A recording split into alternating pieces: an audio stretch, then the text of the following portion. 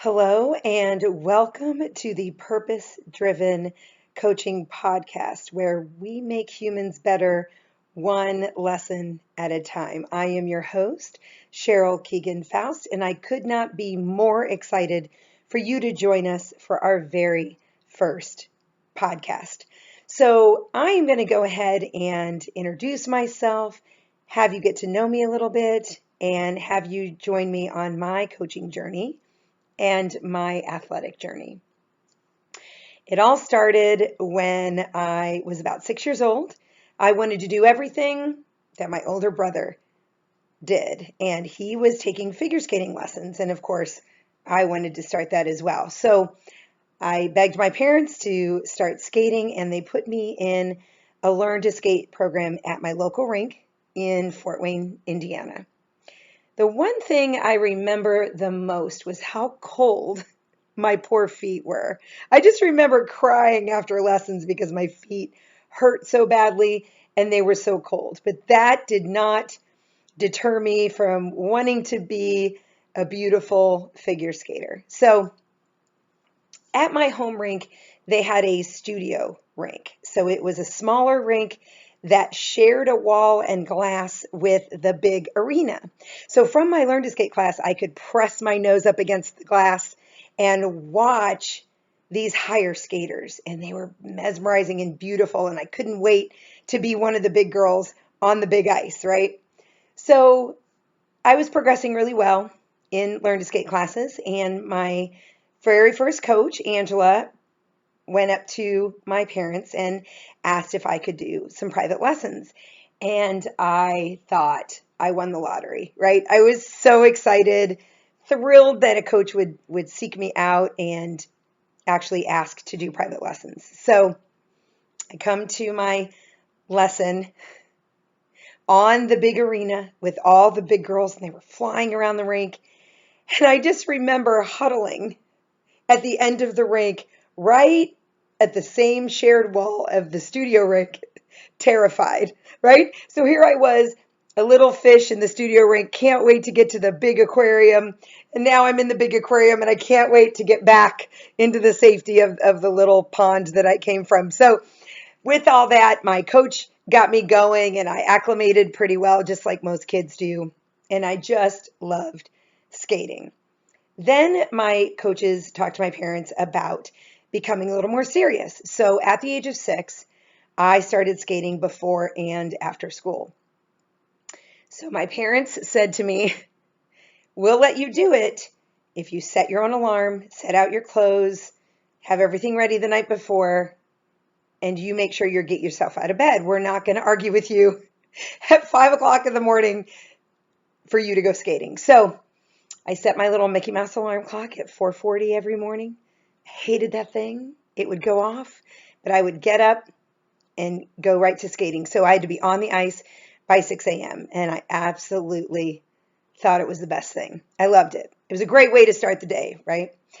All those years of skating before and after school, and my parents saying I wasn't allowed to go unless I got myself up, I missed one day. One day that I overslept. And of course, I never did it again, right? Once you do it, you learn your lesson and you move on, right? So I just remember racing off the ice, racing to change clothes, racing to get to school on time. And then, of course, being starving by lunch, because that felt like that was so long from when I got up that morning.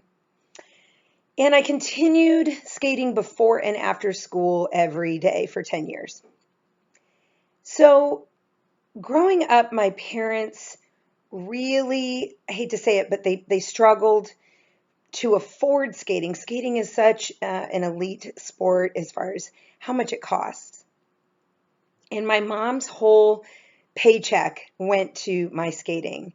And I know how much it costs. A lot of kids don't, but I knew because my coach would give me a bill that I would then have to give my parents, and my parents would give me a check to give the coach.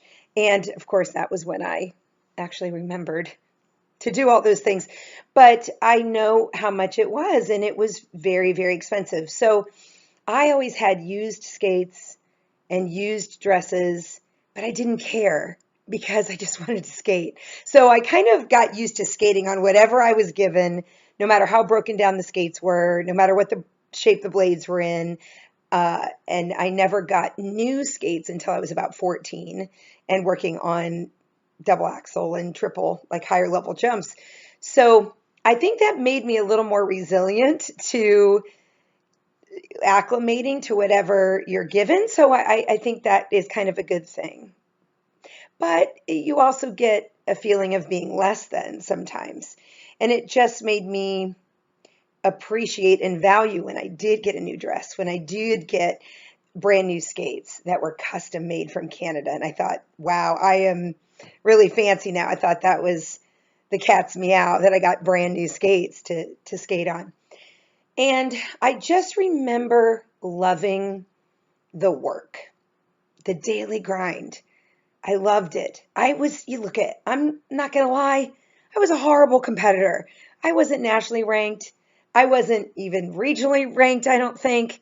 But the daily grind of the hard work and working really hard to achieve something and then finally getting it, whatever that tipping point is of when you're not landing a jump and then the next day you finally get it, fascinated me. And I really appreciated the work that went into it. Now, thinking back, I really wish I could remember more of what my coaches were trying to teach me. But now, if you were to ask me what I learned, I would just say, well, you just do it, right? I wouldn't be able to break it down until I really started learning how to become a coach. But back then, as an athlete, if you're a good athlete and you're coachable, you just do what you're told. I don't think, if I truly confess, that I did that either. I just kind of tried it myself and hoped that it worked, but 9 times out of 10 it didn't. I really wish I would have listened to my coaches a little bit more. So I continued skating and competing, and back then we did school figures. So that was the figure eights that we did, and we had to trace over our circles and make sure that you were on one edge of the blade or another. If you were on both edges at the same time, there was a deduction. If you changed edges, there was a deduction. If the circle sizes weren't the same, it was a deduction. So it really made you focus, and you would look down at the ice and trace exactly over where you skated before. And you became just hyper focused, so much so, like if you're in a good book and the rest of the world melts away, kind of gave you this really neat feeling, I think. And it was also 60% of our score back then. So it was very, very important that your school figures were really strong. Now, when it came to free skate, we would do our figures first and then change skates. We had 2 pairs of skates back then, and then do our free skating. And free skating, I felt like I never really ever did a clean free skate program. So of course, going into competition, I was so nervous and just kind of fell apart, and my legs kind of disappeared, and I never knew how to wrangle that fear. And I remember being about 14, and I took my stance at the beginning of my program, and I said to myself, if you're not enjoying this, you need to get off the ice and quit. But if you want to do this, you better start enjoying it. And I just remember a switch going off in my head, finally saying, you know what? You've worked hard. Let's have fun out here, and let's actually enjoy being out here. And I remember that was one of my best performances. I even had people come up to me after skating that program and saying, wow, you're a beautiful skater. And I never thought of myself that way. I always looked at skaters that were better than me and go, wow, they're so amazing. I could never be that good. And when people started complimenting my skating, I'm like, oh, maybe I should pay attention and actually try to skate as good as they think I am, right? But now remember, this is back in the day where we didn't have video cameras ringside or phones or anything like that. So you would get a VHS tape of your competition weeks or even months after the competition happened. Back then, my parents couldn't afford to get off work, so I used to go with my coach.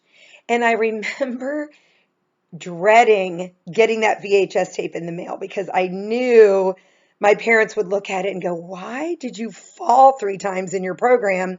What is wrong with you?" And they weren't mean like that, but I always dreaded showing them how I did at competitions because I felt like I always bombed. And I really never took hold of that until I became a coach and never really tried to change that and fix it because I didn't really know how. And I never wanted my skaters to experience what I experienced. And I think it kind of helped me become a better coach in the future because I was not a great skater. So I always want my skaters to do better than I did. So that's important to me. When I started really landing double jumps, I was kind of a late bloomer. It took me forever to start to land double jumps, which is a fairly hard skill, but not that bad if you're skating every day, twice a day, and then taking ballet and jazz on Saturdays and really not having a life other than skating, school, skating, fall asleep on your math book trying to do homework, and then start all over the next day, right? So it finally clicked when I was about 14, and I was like, oh, and I started landing double jumps and then started really working on double axel and triples. And it all just came really fast where it just clicked with me. Not sure what took so long, but thank goodness it finally clicked. Now, like I said, I wasn't regionally ranked or nationally ranked or anything like that, but I did have some really great coaches. In the summer, our rink would close down and it would shut down. They would melt the ice. They would redo the lines. They would do any maintenance they needed to do.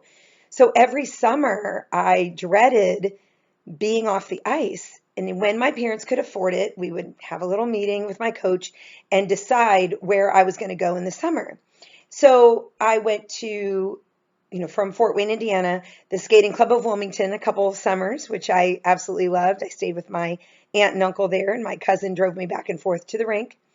And I also skated in Detroit and stayed with a host family there. And that was kind of fun too, having that experience of staying away from home, almost like a camp, and staying with a host family and being with other skaters that also were in the host family's home and kind of being roommates and buddies. And that was really fun. And I felt like I progressed so much when I was away at these other rinks because there were higher level skaters. It's almost like being on the highway. You either go the same speed as the other cars or you're going to get run over. So those are your choices. So I decided I was going to skate fast like the other people. And when you start seeing all the jumps and spins happening around you, then you start doing it too because you see how it works.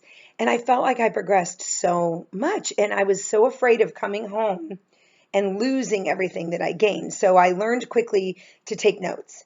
If I had video cameras back then, I would have videoed everything, but because I later found out I'm such a visual, actually I have a photographic memory. So I have I'm certainly a visual learner, and I started taking vigorous notes after every lesson. And I remember very vividly taking from a coach in Detroit who has the reputation for being quite snarky, and I thought it was the funniest thing ever. And so one summer I would enter a double loop and slip off my edge and fall every single time before I even jumped. And it was one of those things where I just couldn't break the habit. And he was kind of like, "Oh, okay. So you've decided to do this every day now. Awesome." He was very snarky about it. I enjoyed his snark and sarcasm. I thought it was great.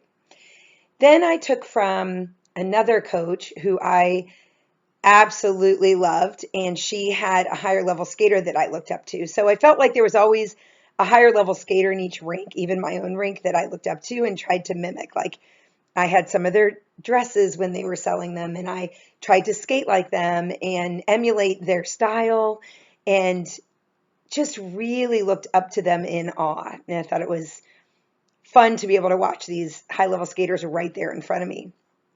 Again, this is before video. I can't just YouTube it. So to see it in person, it really made a difference and really boosted my energy. I also took from a world and Olympic coach in the summer at Skating Club of Wilmington.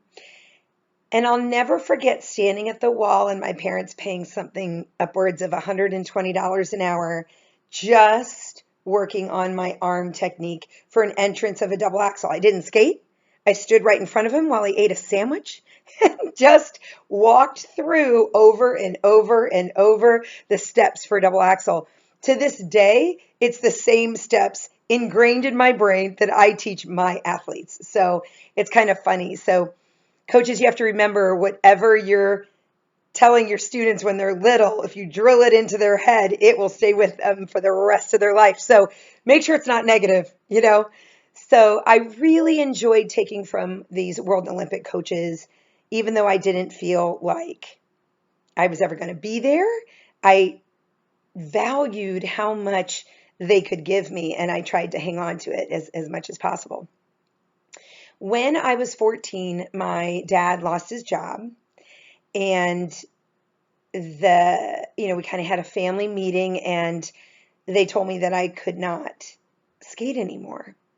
But somehow, some way, I continued to skate for the next 2 years. And when I was 16, my family moved from Fort Wayne, Indiana to Wilmington, Delaware. So I was in the middle of my junior year in high school, and I had to quit. And quite frankly, after 10 years of competitive skating and all the falls, and my body was just done, and it was the right time. And I'm really glad it happened when it happened, because I really needed that time to make new friends in a new school. Being dumped in a new school in the middle of your junior year was really tough. I remember losing weight because I was so kind of stressed and nervous. I was nervous about whether or not I'd be behind in my classes. It was kind of the first time I ever made honor roll, because I was actually focused on school and actually had time to do my homework. It wasn't that I wasn't smart enough, it's just that I just didn't care. School when I was growing up was just something I did to see my friends, and it just took up time between when I got to skate. I was all obsessed with skating. Even in my notebooks, there's a line down the side of the notebook, and I would draw my figures in the notebook for hours on end while I was in school. So skating was priority to me, and it was something that my family was so supportive in every single way. Skating kind of takes over the life of not just you as an athlete, but your whole family. Your parents have to be vested. They have to be willing to spend the money. They have to be willing to buy the equipment and drive you to practice every single day, twice a day. It's a lot. I mean, it's a lot of sacrifice. It's a lot of work on the whole part of the family. And I'm just grateful I had the opportunity to do so. So I always call skating my second education. I paid cash for college because my dad did lose his job. And he said, I hope you pick a college in state because I can't afford to pay. And that was perfectly fine with me, because I paid cash for college through waitressing, and of course took fundamentals of ice skating 1 and 2 at University of Delaware just as electives. And I said, can I just go skate in circles in the corner? And they were like, yeah, fine, here's an A. So that was kind of nice. But skating was far more expensive than in-state tuition back then at University of Delaware. And I certainly value that education and made it a career more so than being an English major with a double minor in psychology and chemistry. So I use that psychology part every single day in my coaching. That is just a really quick synopsis of my skating. It probably left out, I probably left out a ton of information, but that's how I got started in my athletic career, if you want to call it that. And I enjoyed it. I enjoyed the hard work. And I do think it is the reason why I have grit and the reason why I work hard. The dedication, the time, the way you have to budget your time as a student athlete, just the sheer tenacity that you do when that you have to have when you are working day in and day out at an athletic endeavor. I just think that it's so important for all people to experience, but especially girls, especially women. So they find value and strength and power in what they do. But that's true of everyone, not just girls, but I think it's especially important for girls. So that is just a little intro of my athletic endeavor, like I said, and how I got into coaching, but that's a whole nother podcast. And I hope that you enjoy this podcast as much as I will enjoy bringing you interviews of nutritionists and everything coaching. Everything coaching. This is just for, not only for coaches, but for students, parents, tutors, instructors, adult learners. If you're an adult in a sports endeavor, this is for everyone. And I'm going to be bringing you guests to help you with your coaching journey, with your athletic endeavor journey, answer lots of questions that you may have when you are part of any role when it comes to sports. So I hope to see you soon, and thank you so much for joining me on my very first podcast.